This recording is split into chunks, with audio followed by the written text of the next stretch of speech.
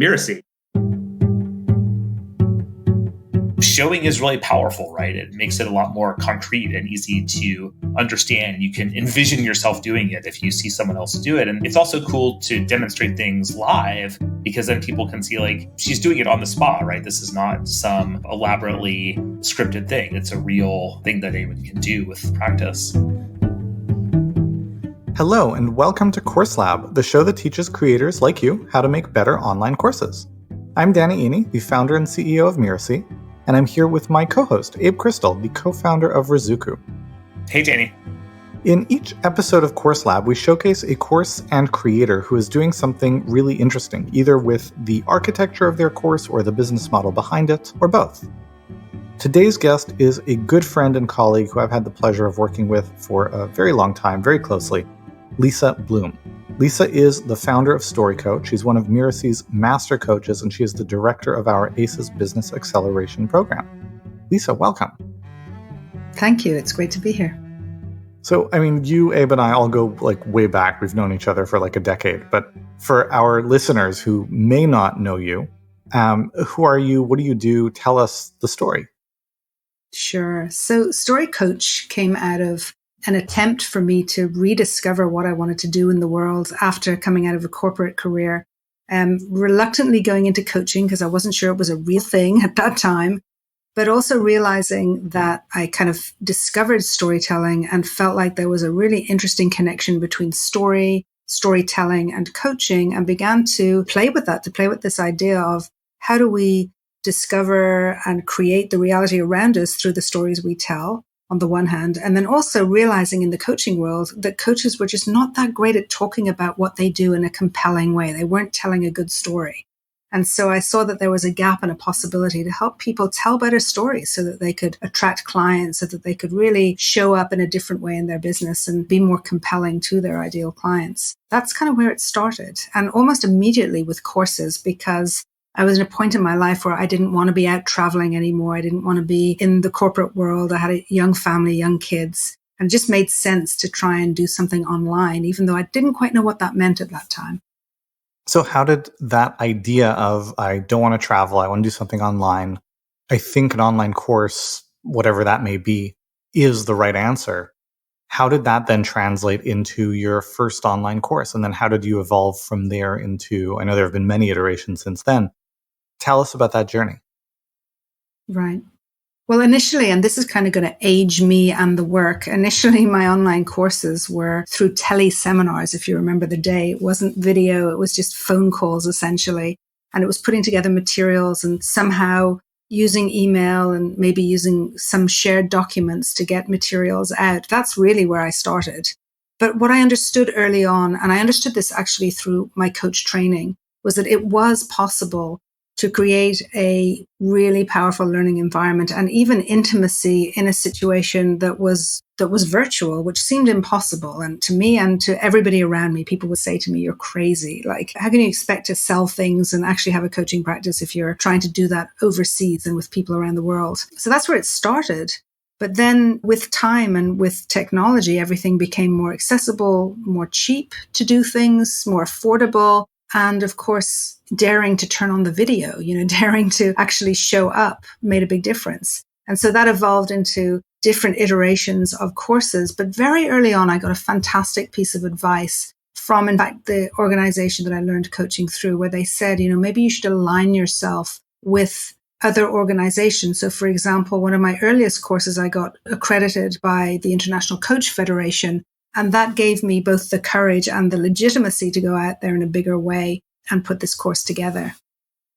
So that's an area that a lot of people have questions about. How can I get my course certified, accredited, delivering CEU points, etc.? What's the process for doing that? Was it incredibly hard, or how did you make that happen? Yeah, it really is not as difficult as people imagine. And of course, there are different levels of accreditation. There's different organizations, but essentially, as long as you know what the criteria are, you can both suit the course that you're building to the criteria, or just keep in mind the criteria as you're building out your materials. As long as it aligns, it's a matter of giving them what they need in order to assess your materials and paying a fee, of course. that lends you a certain amount of credibility and attention from whatever industry you're trying to get into. So suddenly with an accredited course, people were interested in having me on training at conferences and so on. So I got to speak at a lot of different conferences in the coaching world and go on to all kinds of webinars and training sessions. And it really helped that I had this program that people were interested in hearing about. And how do you find out what the requirements are? Is it just on their website, or do you have to call people? Is it finagling for them to finally let you in on the secret? No, not at all. It's more simple than you could imagine. The criteria is out there. It's very simple. From the coaching world, we're talking about the core competency model, which is on the ICF website. And the criteria for having an accredited program, they're very helpful. If you want to find out more, you can just connect with them. And just recently for a program that's coming up, I went through the accreditation because my program has changed over the years, obviously. And they were super interested in hearing more. Is it the same? How has it changed? And guiding me to what I needed to do, giving me all the right links and making it easy. Yeah.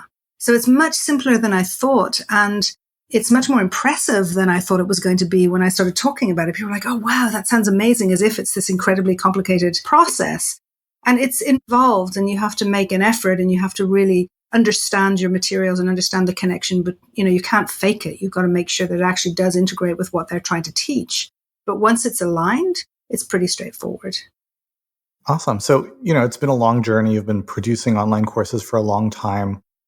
Full disclosure for anyone who's listening, we bought your business. So your Story Coach business is part of Mirasee now. And now today, like fast forward, you have two main program lines, right? Selling Through Story and Story Power. Tell us about those two programs. Sure. So Selling Through Story speaks to what I discovered early on when I would go to all these conferences and I would talk to people, both coaches and non-coaches alike, and I'd ask about their business. And they just were really stumbling and not able to articulate what they do in a compelling way. And I realized that actually, if you can tell a good story in lots of different ways, whether it's in a sales conversation or whether it's on your website or in your webinars, in the books you write, when you tell a good story, it's much easier to sell. It's almost like the selling happens by itself. So the Selling Through Story program teaches people how to really uncover their inner storyteller, like find their ability to tell stories, because we can all tell stories and we are all telling stories, but we don't realize, and we have these ideas about not being very good at it or whatever it may be. And there are specific techniques that you can understand how to become a better storyteller and then how to apply it to your business in all the different ways. So that's what Selling Through Story is about. It really deals with the outer story, the story that we tell others, the story that we put out into the world so that people are drawn to us and to our business. And what I discovered along the way was actually there's the inner story, and the inner story is all about the story we tell ourselves. And very often we can have all the techniques in the world and all the expertise that we need, but our inner story is somehow not quite aligned and it sabotages us. Story Power, as much as it has a self-development, personal development component, it's professional development. It's about skill building for coaches, right?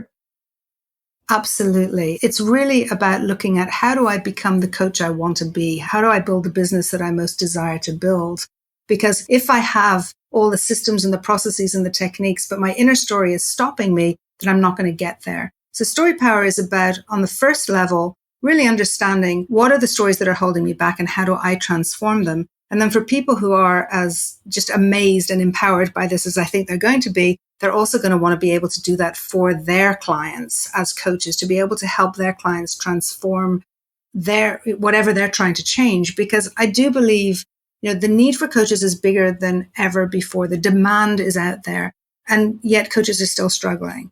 And many people would say that's because they don't have the right systems, or they don't have the right knowledge, or they don't have, whatever. I believe we're not, as an industry, we're not transforming people well enough. We're not being able to give them the results they want. And part of that is because we're not helping them get to the level where they can transform their stories and then go out there and do the things they need to do and meet their goals. So the second level of Story Power is actually a Story Coach certification program, which will be certified by the International Coach Federation. That's in process right now. And we're going to be able to help people understand how to get their client transformation in the way that will give them the kind of results that they've never been able to get before.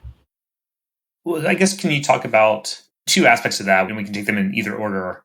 I'd be interested to hear more about how that process would apply to online courses. So if people are looking to deliver their transformation through online courses, how can they use these techniques? So maybe we can start there, but then also like to talk later about how do you help people develop these skills through the facilitation of an online course? Because it seems like that could come with its own challenges too. So it's kind of two sides of the same coin, but interested in your thoughts on both.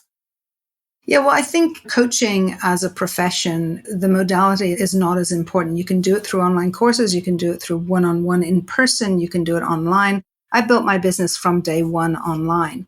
So I've had clients all over the world and it's online. And so I really believe in the kind of hybrid model where it's not just you put information up there and teach stuff, but you're actually having a lot of interaction and you're having an experience. You're really providing a learning experience and a learning environment for people through the course.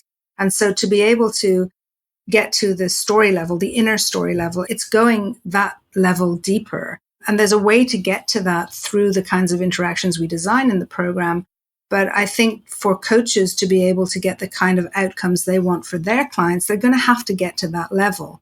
And you can do that online and through a course just as easily as if you're in the room with somebody. I think I answered the first part of that question. And the second part, and correct me, tell me if I haven't, but the second part is really about the hybrid aspect. So yes, we have the flipped classroom. We have all the pieces that need to be taught so people can learn the methodologies and learn the processes in this way, in this kind of technique of story coaching. But then the course also includes live sessions. It includes peer interaction. It includes journaling. It includes like a lot of different aspects that are going to deepen the learning so that people get to do the work first for themselves and then learn how to do it for others. I don't think that the model of, let's throw some information out there is ever going to achieve that kind of transformational outcome that we're looking for in this program. But the combination of all the different aspects is incredibly effective. And in the same way, years back, I thought, wow, it's interesting that through even just a phone call with a bunch of people around the world, we can get to this intimate learning environment. And part of it was facilitation and part of it was the materials. Now we're realizing the technology allows us to do so much more. And all those different aspects allow us to get to a much deeper level, which is what is critical to this work. Is we can't do the superficial work because people are not getting results from it. You have to get to the level of story so that we're actually transforming the way people are showing up and how they're integrating their inner and outer stories. Yeah, I wonder if you could go into kind of more like nitty-gritty detail on some of those course design and facilitation aspects you mentioned, because I'm sure people listening are curious about what does this actually look like and how could I do it in my own courses? So open the kimono a bit on those techniques you mentioned, like the peer interactions, the journaling. How do those actually work and how do you make them really effective? Well, there's a few things. One of the things that actually jumps to mind first, which I didn't mention, but I think is really effective, is in our Q&A sessions, it's not just a matter of, okay, you've reviewed the materials, let me answer your questions. But I actually love to do demonstrations as well and to do laser coaching sessions. And so what happens is I might demonstrate a laser coaching session, but then I'm going to pull people out of the audience and have them practice. Initially, that practice session with feedback is very, very informative, both for them and for everybody listening. But they're then required to go to their partner, their buddy within the program, and to have practice sessions, and then to reflect on those sessions and to journal that reflection and submit it if they want feedback. And also for the certification part of the program, they'll need to submit the work they're doing. So it's the combination of the peer interaction where they get to discuss and come up with different ideas about the materials. But then there's also the practice sessions, because this is coaching. We want people to actually have the experience. Okay, I'm doing this coaching from the story coach perspective. And that's when they figure out what's working and what's not working. And I found, to people's surprise, that laser coaching sessions can be incredibly effective. And I'm talking 10, 15 minutes per person to do a coaching session. It's amazing what can be uncovered if you've got the right techniques that hopefully you'll have learned through the materials and through the questions and the practice. So you're demonstrating the coaching techniques via that laser coaching session in the group. Right. And then they'll go off and practice, journal, reflect, and come back with it. So the learning experience is multifaceted. It's not about, okay, I'm going to absorb this information, ask a bunch of questions, and then figure out how to do it myself. They're actually practicing as they go along. And even, that's on the certification level, even on the story power level, the kind of exercises they're going to be doing and submitting for feedback, for sharing, for interaction, and for conversation within their small groups that they'll be assigned within the program gives them really an opportunity to see their own patterns in their inner stories and also learn from other people and how they're handling the inner stories and learning how to transform them. And then the journaling, can you say a little bit more about how you use the journaling method, and is there particular ways to set up? Do you give people specific journaling questions or prompts, or is there a flow to that makes it work well? Yeah, I think that journaling is really just kind of out loud reflection, right? I think that study without reflection is not as efficient, it's not as effective. And you can have reflection through conversation, through questions and answers, but I think your own reflective time to write that down is really, really helpful. And so I encourage people to, with prompts, to think through what they're learning, to think through their experiences, and then to share not necessarily what they've journaled, but to share the insights that they've attained from the reflection and journaling process. And yes, it's weekly prompts and an invitation to share the insights from those prompts. Any particular tips or tricks in terms of, if someone wanted to integrate journaling into their own courses, but they weren't sure what to ask students to do or what a good prompt would look like? Any suggestions? Yeah, I mean, it has to be, and this is the same, by the way, with story assignments. You can't ask somebody to take on something too big. It has to be something really small and relatable. So rather than say, okay, tell us an impactful story that happened in your childhood, and that's a really hard thing to come up with very quickly. You can say instead, what story did your grandparent tell you before? Think of a specific time and place and what was the story they told you, and kind of give a lot of details. And with journaling, it's often a matter of, looking at whatever exercise you've asked them to do that particular time and understand what's the common response to that exercise, and then ask the question about that. So did you find this difficult? Was this easy? Why do you think it was easy? Where does it come from?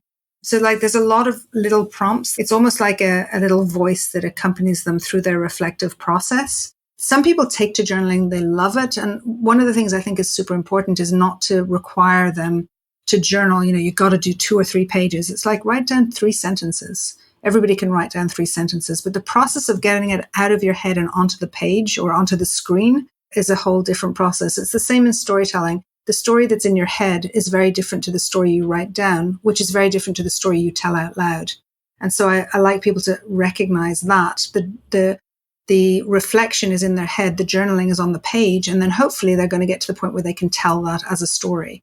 And it will become part of the repertoire that they use in the stories that they're developing through the program. Cool. Yeah. Other questions, Danny? I don't have anything else. That was really good. Perfect. All right. Abe, do you want to do the readout? Lisa Bloom is the founder of Story Coach, a federation of coaches fluent in the language of story. You can find out more about her over at storycoach.com. That's story-coach.com. Now stick around for my favorite part of the show, where Abe and I will pull out the best takeaways for you to apply to your course.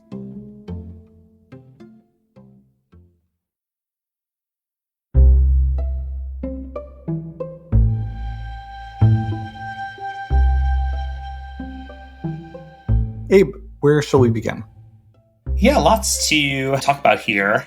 I definitely want to get into some of the specific kind of course design tools that Lisa is using, because I think those are quite interesting. Also thought it's just interesting that kind of the theme with some of our guests has been the move towards teaching these softer and more abstract topics that traditionally you might have thought of as something that needs a lot of in-person interaction or mentoring online, right? So getting people, for example, to examine their inner story online or refine their storytelling and speaking technique online. It's just cool to see that working and show, again, the power of online courses as a method for reaching people.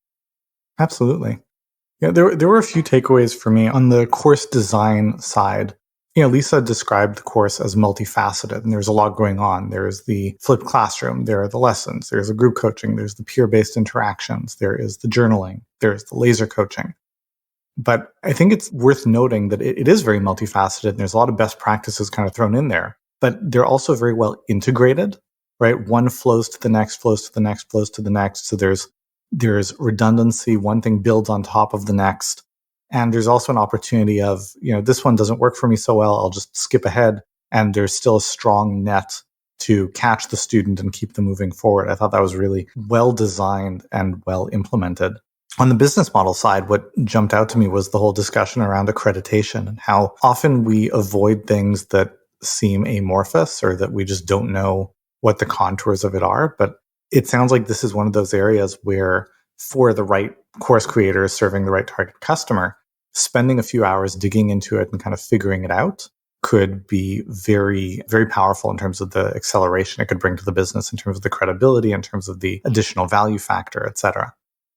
Yeah, that makes a lot of sense. So, a couple of techniques Lisa shared that I think people listening can take and apply are, first of all, the demonstration method. So she described integrating into her group calls, not just like teaching and Q&A, which would be more standard, but making sure that she's actually demonstrating the techniques to people. So sharing an example of effective storytelling or showing how you would coach someone, using these story techniques. I thought that was a really good reminder, right? It's not that we're not aware that demonstrations are helpful, but I think those often get left out of many courses, right? It's often easier to just start with kind of, here's a framework of what you need to learn, and then a description of techniques or ideas.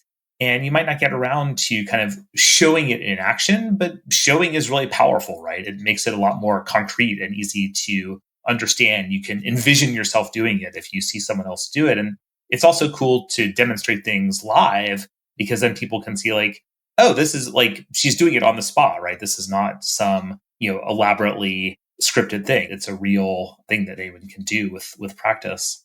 So I thought that was a cool takeaway. And then also journaling. We often talk about the importance of reflection as in learning and integrating that into online courses, but sometimes we don't have specifics on how to do it. So I thought Lisa's guidance on integrating journaling into the course, that's a practical way that anyone can build more reflection into their course design. But also her guidance that you have to be careful not, as with content, right? You can't overwhelm people with reflection. You have to break the journaling exercises down into small, approachable bits that people can actually do, get their journaling done and move on. Otherwise, you're going to have the same problem as where you give people too much content and then they just get stuck in the course. Awesome. I don't have anything else. Thank you for listening to Course Lab. I'm Abe Crystal, co-founder and CEO of Riziku, here with Danny Iny, founder and CEO of Mirasee. Course Lab is part of the Mirasee FM podcast network, which also includes such shows as Just Between Coaches and Lisa's podcast, Once Upon a Business. This episode of Course Lab was produced by Cynthia Lamb. Geoff Govertsen assembled the episode. Danny Iny is our executive producer. Post-production by Post Office Sound. Another thanks to Lisa for coming onto the show today. Remember, you can find out more about her over at storycoach.com. That's story-coach.com. And to make sure you don't miss the excellent episodes coming up on Course Lab, follow us on Apple Podcasts, Spotify, or wherever you're listening right now. And if you like the show, we'd love it if you could leave us a star review. It really does make a difference. Thank you, and we'll see you next time.